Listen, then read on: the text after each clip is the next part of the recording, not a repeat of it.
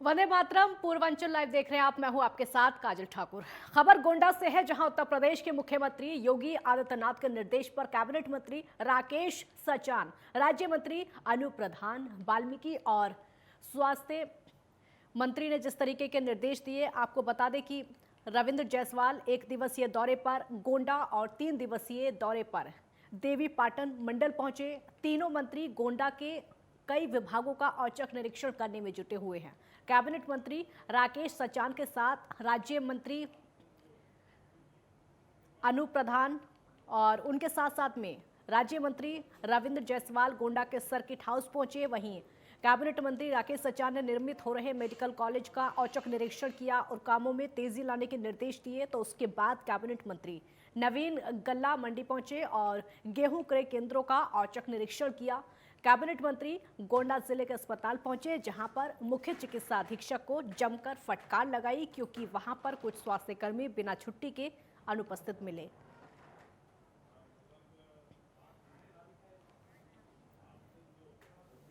निरीक्षण तो हो जाने दीजिए। अभी तो हम लोग एक जो हॉस्पिटल बन रहा है वहाँ गए हैं, जो निर्माण हो रहा है। एक अभी गेहूं के केंद्र को देखा है और अभी जिला अस्पताल में हम लोग हैं।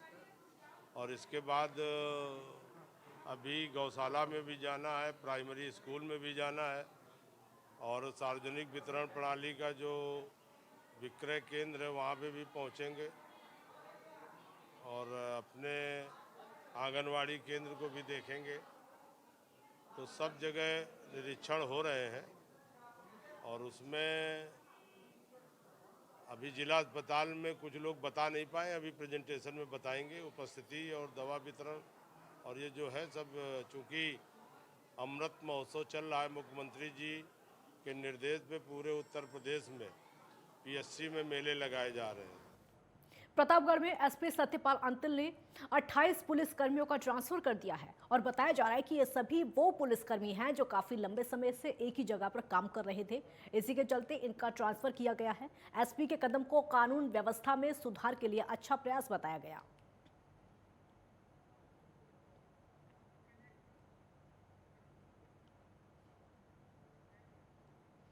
अंबेडकर नगर में मौसम ने करवट ली है, जहां जमकर बारिश हुई, वहीं बारिश से जिले भर में भारी नुकसान भी हुआ है। बिजली व्यवस्था ठप होने की खबरें सामने आ रही हैं। वहीं कई जगहों पर विद्युत पोल टूटे मिले।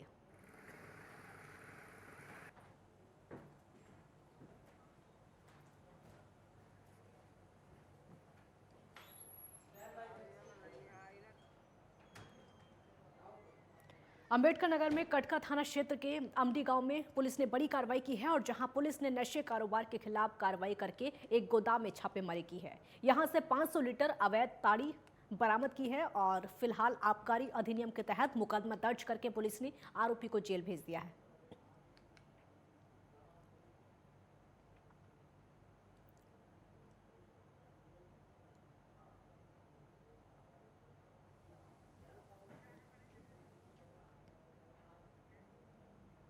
बांदा के शहर कोतवाली क्षेत्र के मोहल्ला सरोज कॉलोनी में लोक निर्माण विभाग के जेई के मकान में बिजली के शॉर्ट सर्किट से आग लग गई, जिसके बाद आग से आवश्यक कागजात और फाइलें जलकर राख हो गई और वहीं आनन फानन में आग को काबू कर लिया गया।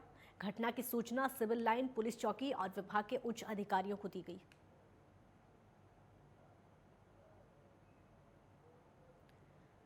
हालांकि घटना की जानकारी दे दी गई है। जिस तरीके की खबरें सामने आई हैं, फिलहाल पुलिस मामले की जांच में जुटी है।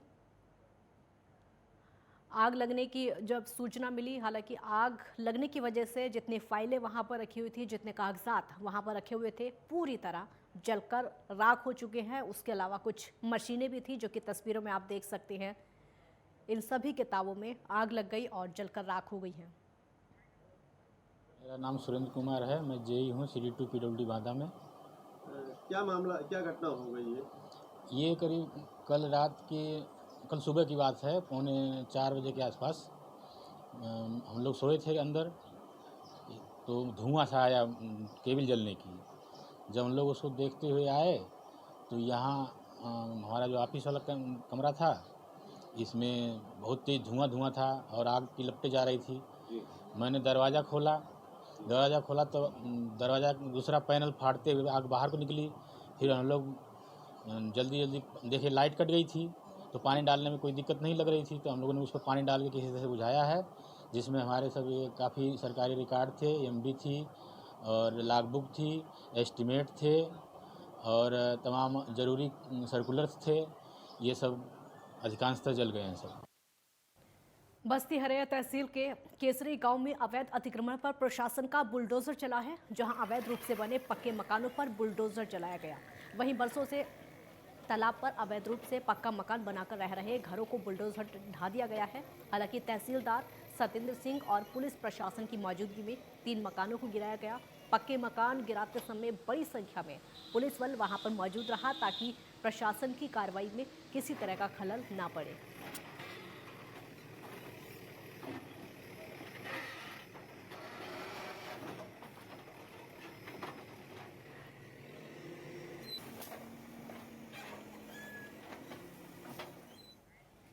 या 265 जो तालाब के नाम से दर्ज था, इस पे 2-3 व्यक्तियों द्वारा अवैध कब्जा करके मकान बनवा लिया गया था, जिसका बेदखली का बाद दाखिल हुआ था। न्यायालय द्वारा ये लोग बेदखल हुए थे, लेकिन अवैध कब्जा नहीं हटाया।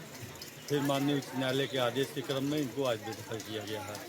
तो सर क्या जो बेदखल हुए हैं क्या उनके लिए सर कोई मकान उपलब्ध कराया जाएगा या फिर ज़मीन वगैरह दिया जाएगा इनको? नहीं, जो पात्र जिसके पास मकान नहीं होगा उसको मकान दिया जाएगा। इसमें 3 लोग ऐसे हैं जिसके पास मकान नहीं है, तो उनको ज़मीन दे दी गई है, चिन्हित कर दिया गया है और उन लोगों को बता भी दिया गया है, वहाँ पर उन लोगों को बसा दिया जाएगा।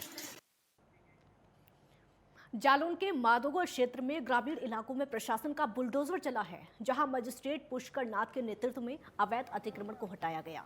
सरकारी तालाबों से भी अतिक्रमण हटाया गया है। इस दौरान प्रशासन के साथ साथ पुलिस बल मौजूद रहा।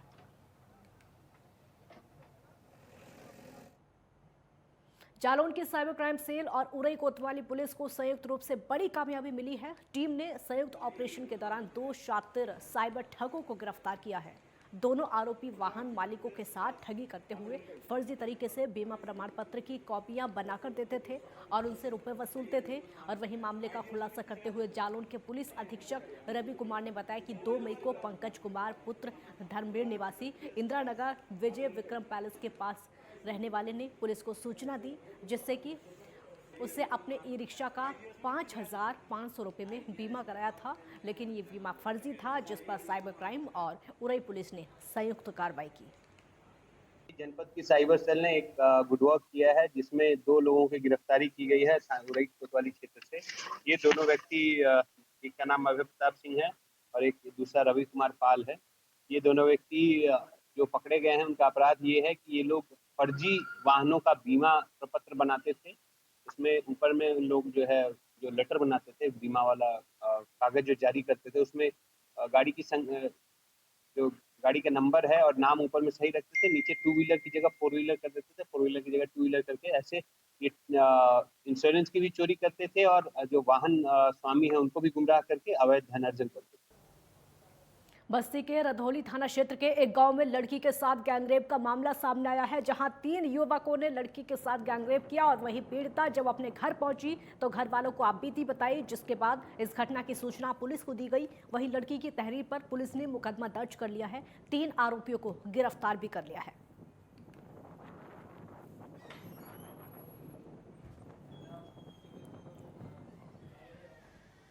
4 मई की रात्रि 10 बजे थाना रुधौली क्षेत्र में रहने वाली एक पीड़िता के द्वारा 112 नंबर पर फ़ोन किया गया कि उसके साथ जब गांव के बाहर वो शौच करने गई थी तो गांव के रहने वाले 3 लड़कों के द्वारा उसके साथ बलात्कार किया गया। इस सूचना पर तत्काल थाना रुधौली की पुलिस मौके पर पहुंची और हम उच्चाधिकारीगण भी मौके पर पहुंचे। लड़की की तहरीर के आधार पर तत्काल 376 डी का अभियोग पंजीकृत किया गया और जो 3 अभियुक्त थे उनकी गिरफ्तारी के लिए टीमें लगाई गई। उन तीनों अभियुक्तों की गिरफ्तारी कर ली गई है, इनसे जांच की जा रही है।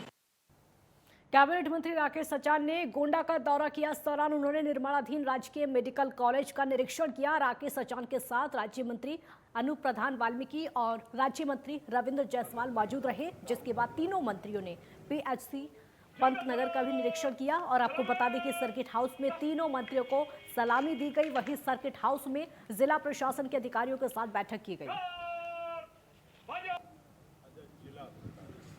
राजकीय मेडिकल कॉलेज का निरीक्षण किया गया और सर्किट हाउस में तीनों मंत्रियों को सलामी भी दिलाई गई। वो सलामी की तस्वीरें भी आप तीनों मंत्रियों की देख सकते हैं। ये उत्तर प्रदेश के गोंडा की तस्वीरें हैं जहां पर तीनों मंत्रियों ने सलामी ली है और राजकीय मेडिकल कॉलेज का निरीक्षण किया है। वहां की क्या व्यवस्थाएं हैं उसके बारे में जाना, जिला प्रशासन और अधिकारियों के साथ में बैठक भी की। वो तस्वीरें भी आप देख सकते हैं कि किस तरीके की व्यवस्थाएं वहां पर मरीजों के लिए हैं।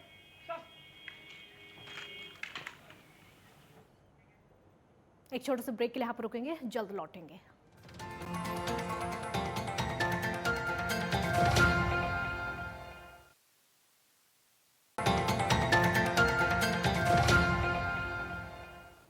ब्रेक के बाद एक बार फिर स्वागत है आपका। पीलीभीत के पूरनपुर कोतवाली क्षेत्र में अज्ञात कारणों से खेत में आग लग गई। तेज हवाओं के चलते आग इतनी ज्यादा बढ़ गई कि घरों तक पहुंच गई। कई घरों में आग लग गई और घरों में रखा लाखों का सामान जलकर राख हो गया। स्थानीय लोगों ने आग की सूचना फायर ब्रिगेड को दी, जिसके बाद फायर ब्रिगेड की टीम ने मौके पर पहुंचकर आग पर काबू पाया। हालांकि जब तक आग बुझी तब तक पूरी तरह से घर को अपनी चपेट में आग ने ले लिया था।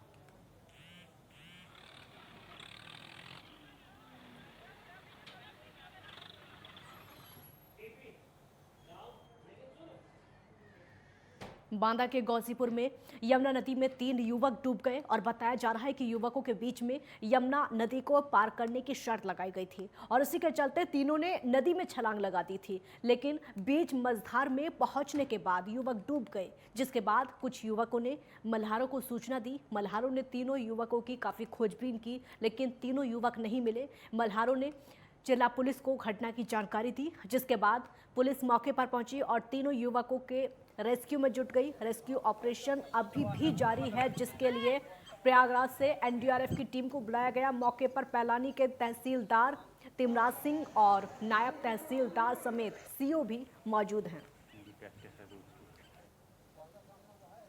कल थाना चिल्ला के ग्राम शादी मदनपुर के मजरा है गौसीपुर, वहाँ 3 बच्चे नहाने के लिए गए थे और नहाते वक्त वो डूब गए। उनके नाम ताहिल, तन्नू और हसन बताए जा रहे हैं। रात में रेस्क्यू ऑपरेशन चलाया गया, गोताखोरों की मदद ली गई, लेकिन रात में वो ढूंढे नहीं जा सके। आज प्रातः से फिर स्टीमर लगाया गया है, 10 गोताखोर लगाए गए हैं, कई नावें लगाई गई, उनकी मदद से रेस्क्यू ऑपरेशन करने का पूरा प्रयास किया जा रहा है।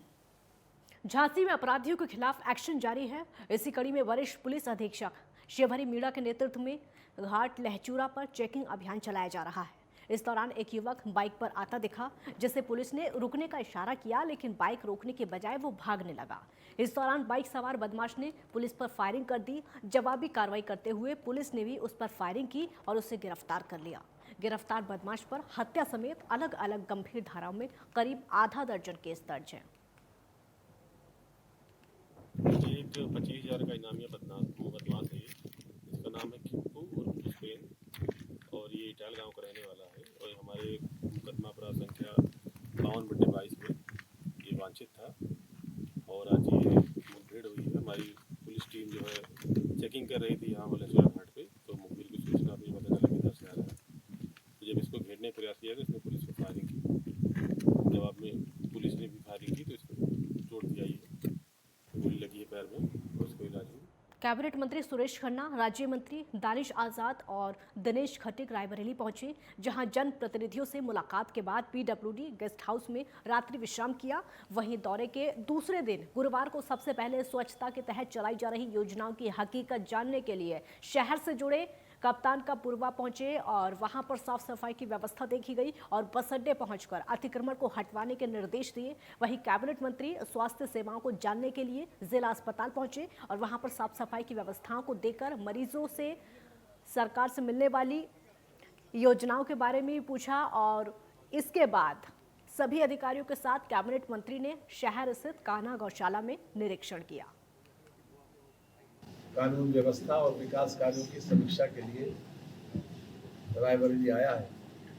हमारे साथ में माननीय दानिश अली आज़ाद साहब, अल्पसंख्यक कल्याण और वक्फ तथा हज मंत्री हैं, वो हमारे साथ में हैं। बाईं तरफ माननीय दिनेश खटीक जी जो जल शक्ति मंत्री हैं, और मेरी दाहिनी तरफ कमिश्नर लखनऊ, जिलाधिकारी और पुलिस अधीक्षक। आज हमने प्रातः काल से कल शाम से को हमारी जनप्रतिनिधियों से वार्ता हुई थी और आज सुबह 7:30 बजे से हम रायबरेली के कई मोहल्लों में गए। यहाँ बस अड्डे पर भी गए जहाँ पर कंजेशन ज़्यादा था। अमेठी थाना क्षेत्र के सरायकंदा गांव में बारिश और तूफान के कारण दीवार गिर गई और यहां पर दीवार के नीचे सो रहे 5 लोग घायल हो गए हैं। वहीं घायलों को अस्पताल में भर्ती कराया गया है, जिसमें से 2 लोगों की हालत गंभीर बताई जा रही है।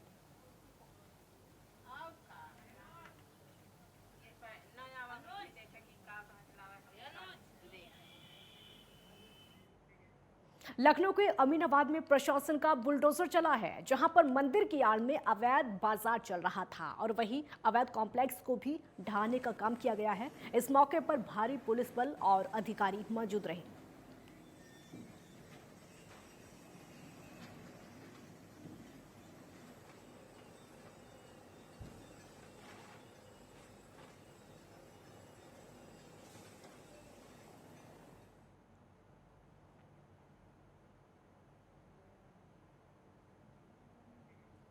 हरदोई शहर में कलयुगी पुत्र ने अपने ही घर में लूटपाट करके अपनी मां की अंगोछे से गला घोंटकर निर्मम हत्या करके फरार हो गया।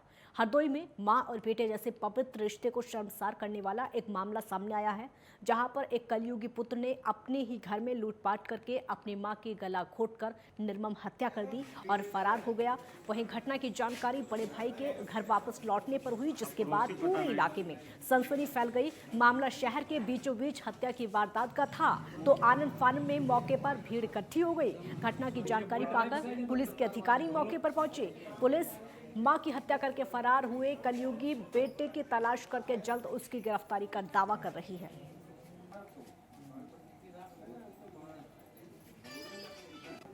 ये मृतक का विडो है। ये बाबू सिंह पत्रकार वाली गली में रहती है, शहर कोतवाली क्षेत्र में। ये जानकारी हुई है अभी तक कि इसके 3 पुत्र हैं। सबसे छोटा पुत्र सुमित, जो कि थोड़ा कैरेक्टर उसका ठीक नहीं है, विगत काफ़ी दिन से भागा हुआ था यहाँ से, वो अभी आया था और संभवतः उसी के द्वारा किसी लालच में या किसी झगड़े में इनका गला दबा करके मारा गया है। गर्दन में एक कपड़ा लिपटा हुआ है। अभी उसकी पड़ताल की जा रही है कैसे क्या घटना हुई है।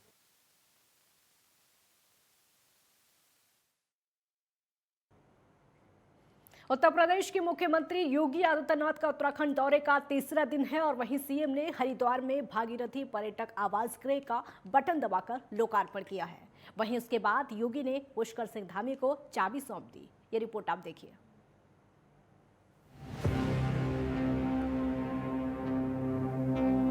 हरिद्वार में उत्तर प्रदेश के भागीरथी पर्यटक आवास गृह का बटन दबाकर योगी आदित्यनाथ और पुष्कर सिंह धामी ने लोकार्पण किया। इस दौरान हरिद्वार में भागीरथी पर्यटक आवास गृह का लोकार्पण करने के बाद मुख्यमंत्री योगी आदित्यनाथ ने अलकनंदा होटल की चाबी मुख्यमंत्री पुष्कर सिंह धामी को सौंपी। मुख्यमंत्री योगी आदित्यनाथ ने कहा कि उत्तर प्रदेश और उत्तराखंड में परिसंपत्तियों के बंटवारों की समस्या का आपसी बातचीत और संवाद के जरिए समाधान किया गया। दूसरी सरकारों को निशाने पर रखते हुए उन्होंने कहा कि 21 सालों से ये मामला संवाद के जरिए नहीं सुलझाया गया, इसे उलझाकर रखा गया। यहाँ तक कि उच्चतम न्यायालय ने इस मामले को लेकर 2017 में बेहद तीखी टिप्पणी की थी।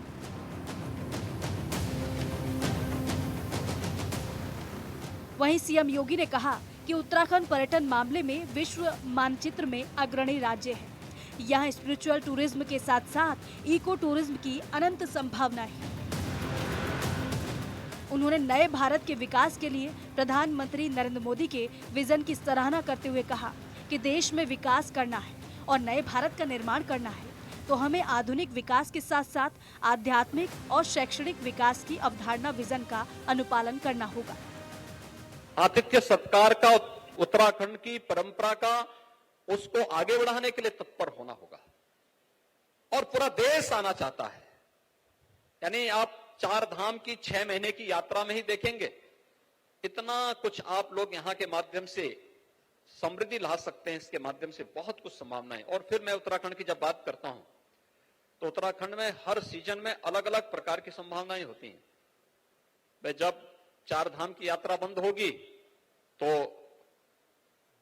आपके कुमाऊं से जुड़े हुए नैनीताल और वहां के जो हिल स्टेशन है, जोशीमठ से जुड़े हुए जो आपके हिल स्टेशन है, या उत्तराखंड के जो अन्य उच्च हिमालय से जुड़े हुए जितने हिल स्टेशन है, ये सब फिर उसके लिए पलक पावड़े बिछा करके लोगों के लिए तैयार होते हैं कि लोग अगर पर्यटन के रूप में, श्रद्धा के रूप में आना है तो यहाँ के हर एक जगह, हरिद्वार से लेकर के 4 धाम की यात्रा पर, हर एक डांडे पर और हर एक महत्वपूर्ण स्थल पर जो देव मंदिर हैं, शिवालय हैं, प्रमुख तीर्थ हैं, आप इनका दर्शन करिए।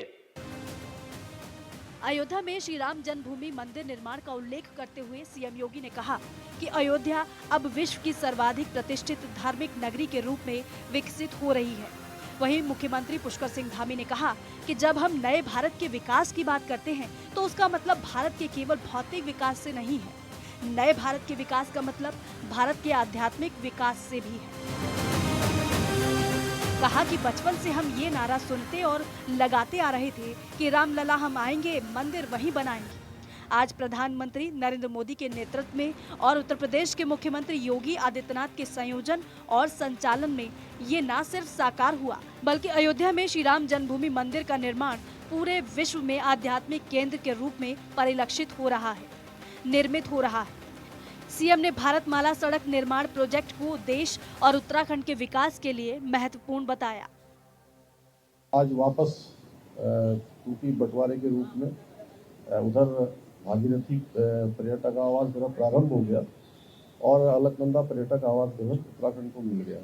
इस अवसर पर आज मैं धन्यवाद करता हूँ उत्तर प्रदेश के मुख्यमंत्री सरदेव महाराज जी को, आदरणीय योगी आदित्यनाथ जी को, कि पिछले लंबे समय से ये लगभग उत्तराखंड को बने हुए 21 वर्ष पूरे हो गए, 22वें वर्ष में चल रहा है और ये समस्या लगातार बनी हुई। अलग अलग सरकारों के होने के कारण से इसका समाधान नहीं हो पा रहा था।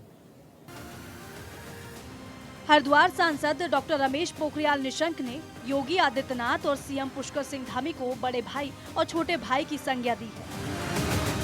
निशंक ने कहा कि छोटे भाई का ये समन्वय दोनों राज्यों, खासकर उत्तराखंड की तरक्की के लिए नए मार्ग और नए आयाम खोलेगा। उन्होंने धर्मनगरी हरिद्वार में पावन गंगा के तट पर उत्तराखंड के मुख्यमंत्री पुष्कर सिंह धामी और उत्तर प्रदेश के मुख्यमंत्री योगी आदित्यनाथ के मिलन को भागीरथी और अलकनंदा का संगम बताया। Desk report, network 10।